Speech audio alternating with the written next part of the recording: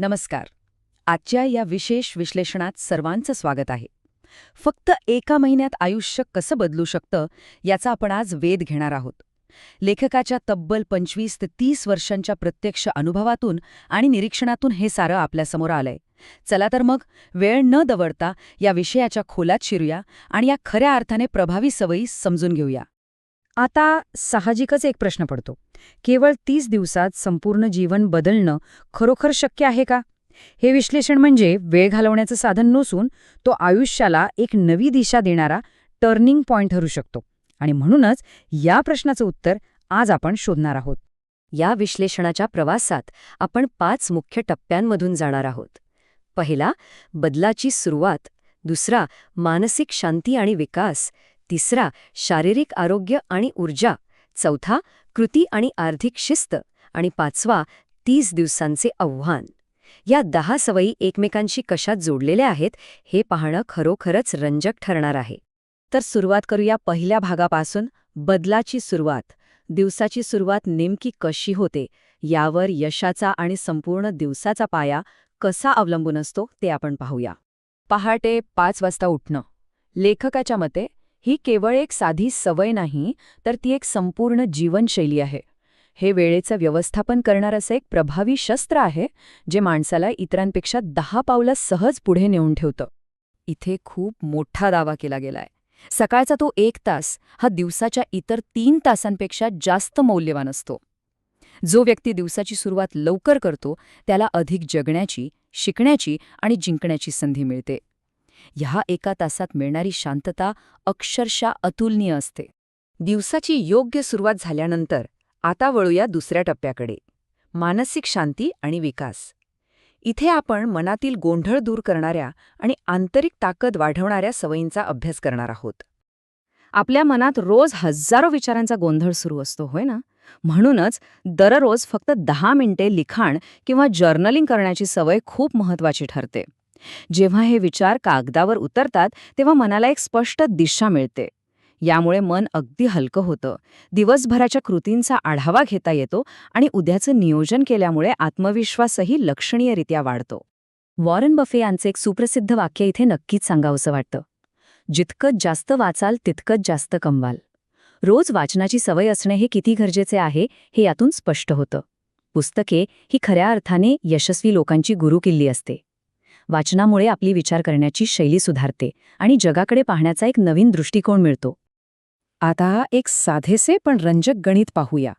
दररोज फक्त 10 पाने म्हणजे महिन्याला 300 पाने होतात. याचा सरळ अर्थ असा की एका वर्षात सुमारे 12 ते 15 दर्जेदार पुस्तके वाचून पूर्ण होतात. विचार करा, हा ज्ञानसंचय मेंदूला रोज नवी ऊर्जा देतो आणि आयुष्याला एक मोठी कलाटणी देऊ शकतो. आता प्राणायामाबद्दल बोलूया. आधुनिक काळातील ताणतणाव, चिंता आणि राग यांवर नियंत्रण मिळवण्यासाठी हे अत्यंत आवश्यक आहे. श्वासावर नियंत्रण मिळवणं म्हणजेच मनावर नियंत्रण मिळवणं. शरीर कितीही मजबूत असलं तरी मन जर दुर्बल असेल तर यश मिळत नाही. म्हणूनच आंतरिक शांतीसाठी ध्यान हे सर्वोत्तम साधन मानलं गेलंय. मनाची मशागत झाल्यानंतर आता आपला तिसरा विभाग आहे, शारीरिक आरोग्य आणि ऊर्जा. शरीराला साथ देणाऱ्या सवयी समजून घेणं तितकंच महत्त्वाचं आहे. शरीर हे एका वाहनासारखं आहे. हे वाहनच जर सुदृढ नसेल तर मोठी स्वप्न पूर्ण कशी करणार? दररोज किमान 30 मिनिटांचा व्यायाम हा शरीरात आणि मनात नवा प्राण फुंकण्याचं काम करतो. शरीर बळकट असेल तर कोणतीही कठीण परिस्थिती अगदी सहज पार करता येते. आणि पाण्याबद्दल तर सांगायलाच नको. शरीरात पाण्याचं प्रमाण कमी झाल्यास थकवा, डोकेदुखी आणि निस्तेजपणा येतो. या उलट दररोज 2 ते 3 लिटर पाणी प्यायल्यास शरीरातील विषारी घटक बाहेर पडतात, मेंदूला पुरेशी ऊर्जा मिळते आणि त्वचा तजीलदार होते. पाण्याशिवाय जीवन नाही हेच यातून पुन्हा एकदा सिद्ध होतं. शरीर आणि मन तंदुरुस्त झाल्यावर वेळ येते ती प्रत्यक्ष अंमलबजावणीची. आपला चौथा विभाग आहे कृती आणि आर्थिक शिस्त.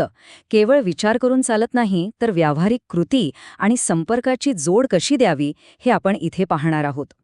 असं म्हणतात की ज्या गोष्टी मोजल्या जातात त्यात निश्चित सुधारणा होते. त्यामुळे खर्चाचा लेखाजोखा ठेवणं खूप गरजेचं आहे. संपत्ती म्हणजे केवळ किती कमाई होतीये हे नाही, तर किती बचत होते आणि पैशांचं व्यवस्थापन कसं केलं जातं हे जास्त महत्त्वाचं असतं. दररोजच्या खर्चाची नोंद ठेवल्यास एक उत्तम आर्थिक शिस्त लागते. आता हे ऐका, कोणत्याही एका निश्चित ध्येयासाठी दररोज बरोबर 1 तास देण्याची सवय, म्हणजेच वर्षाचे 365 तास. एखादं नवीन कौशल्य शिकण्यासाठी, आरोग्य सुधारण्यासाठी किंवा करिअर घडवण्यासाठी हा 365 तासांचा वेळ अगदी पुरेसा असतो. लक्ष स्पष्ट असलं की यश निश्चित मिळतं. आपण कोणाच्या संगतीत राहतो याचा आयुष्यावर सर्वात मोठा परिणाम होतो. नेहमी तक्रार करणाऱ्या आणि नकारात्मक लोकांसोबत राहिल्यास आपली स्वप्नेही मृत पावतात. पण सिंहांसारख्या म्हणजेच दर्जेदार आणि महत्वाकांक्षी लोकांच्या संगतीत राहिल्यास सतत नवीन शिकण्याचं आणि जग जिंकण्याचं बळ मिळतं. आता आपण या विश्लेषणाच्या अंतिम आणि सर्वात महत्त्वाच्या टप्प्यावर आलो आहोत, 30 दिवसांचे आव्हान. आतापर्यंत पाहिलेल्या सवयी प्रत्यक्षात कशा आणायच्या हे इथे स्पष्ट होतं. हे आवाहन नेमकं कसं काम करतं ते पाहूया. पहिली पायरी, एक चांगली सवय निश्चित करणं किंवा एक वाईट सवय सोडण्याचं ठरवणं. दुसरी पायरी, सलग 30 दिवस पूर्ण सातत्याने त्याचा सराव करणं. आणि तिसरी पायरी, होणारा अफाट बदल अनुभवणं. ही खऱ्या अर्थाने इच्छाशक्तीची कसोटी आहे, जी शरीर, मन आणि विचारसरणीला पूर्णपणे एक नवीन रूप देते. हा लेखकाचा अत्यंत महत्त्वाचा आणि अंतिम विचार आहे. इतरांना दोष देणं थांबवणं आणि स्वतःवर पूर्ण विश्वास ठेवणं खूप आवश्यक आहे. आपल्या आयुष्यातील परिस्थिती बदलण्याची आणि प्रगती करण्याची पूर्ण जबाबदारी ही सर्वस्वी आपली स्वतःचीच असते. हा दृष्टिकोनच बदलाचा खरा पाया आहे. तर या सखोल विश्लेषणाच्या शेवटी एक अत्यंत प्रभावी प्रश्न उभा राहतो. या 30 दिवसांच्या बदलाची सुरुवात करण्यासाठी या 10 सवयींपैकी कोणती सवय सर्वात योग्य ठरेल?